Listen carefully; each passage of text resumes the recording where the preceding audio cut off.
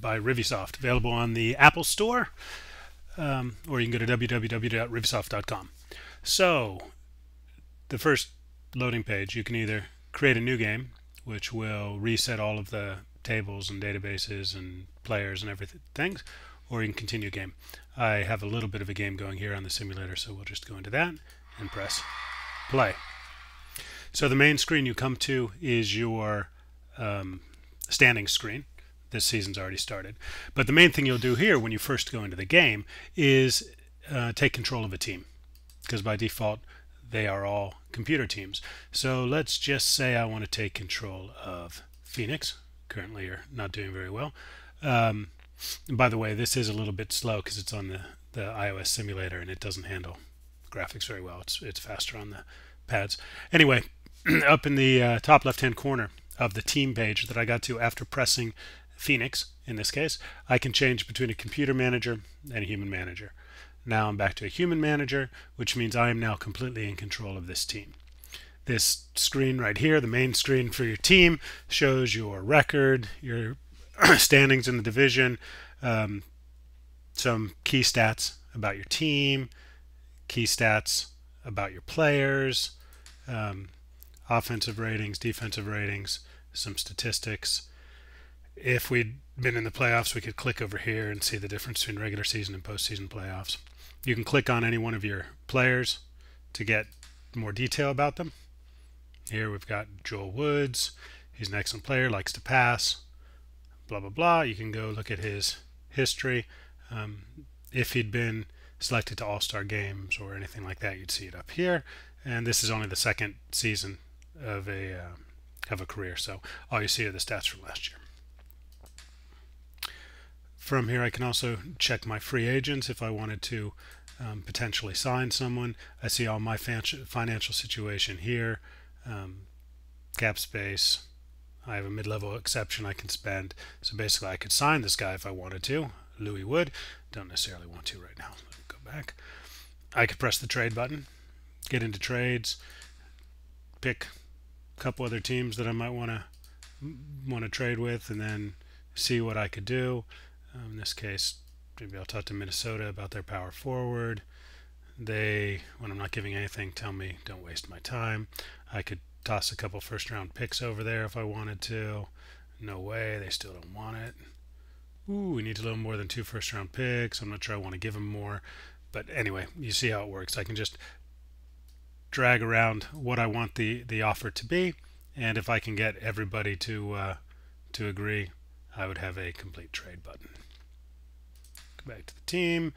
Like I said, this is the first season, so when I look at team history, nothing's been done yet. If I wanted to, I have the ability to edit the team names and the player names, and I kind of want to.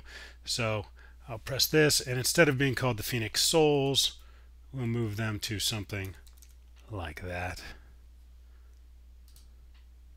That's a little better. And if I look, say Joel Woods, I think he's probably something more akin to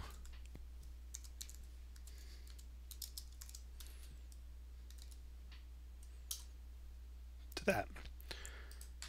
And there. Now I've got Goran Dragic and the Phoenix Suns. All the players are based on real performances, so if you spend some time, you can probably figure out who would be a best representation for which player you're interested in. So what else can we do? We can look at power rankings, see how all the teams rate at the current time. We can see postseason position. This will turn into a playoff table when the playoffs start. You can check up here and see the awards. No awards have been given yet. We just started this sim. We could also go back in time to see the other awards. We can go into stats, see all the leaders, sort. We can sort by per if we want. You can see who the rookies are, etc., etc. You have player stats, you have team stats, you have regular season stats, you have postseason stats, and over here you'd have historical stats if we had any history to this league yet, which we don't. The news page tells you interesting things that happened. Here's Evan Bird. Here's who I was looking at. That's probably someone like Kevin Love, I would think. But you can look, you can see see his stats, doing very well. I can also look at injuries. Has anyone been hurt? A lot of minor injuries. This Tommy Tyler fellow hurt his ankle. He's not a particularly great player anyway, only pretty average, but he'll be back in a week. I can look at awards. Only gone a couple weeks into this season, but Gilbert Knight and Evan Bird have won some awards. Let's see. Looks like a shooting guard for Houston. I wonder who that could be. And then you can go to contracts. You can see the free agents that have been signed. Obviously, at the end of the season or at the beginning of a season, you'll have a draft and then a big free agent period to sign it up. But that's what that. Now, before I use all my time, the one thing I haven't shown you, probably I haven't shown you a lot. If you go into strategy, you can see the depth chart and some key stats for your players. This is where you figure out how you want your team to play. Right now, this Suns team is playing a high post, keeping a lot of guys back at the three-point line, and then they have their center kind of playing at the top of the key. But I could easily go to a full spread. Here's a 4 high, flat, mid-screen, the V, 1-3-1. If you're familiar with basketball, you're probably familiar with a lot of these positions. Here's the corners. That oftentimes works pretty well for the Suns. Single post, single stack, double stack. You can see. And each one of these obviously changes the position of the players, which ultimately changes what happens in the sim, because the sim actually follows the ball around the court and all the players move around, etc. When I am looking at the strategy for my team, I go in to a specific player. Here's Goran. I can tell him his pass to priority, meaning how frequently should people look to pass to him versus other people. With the ball, he should shoot if he's open. Without the ball, he should cut to space.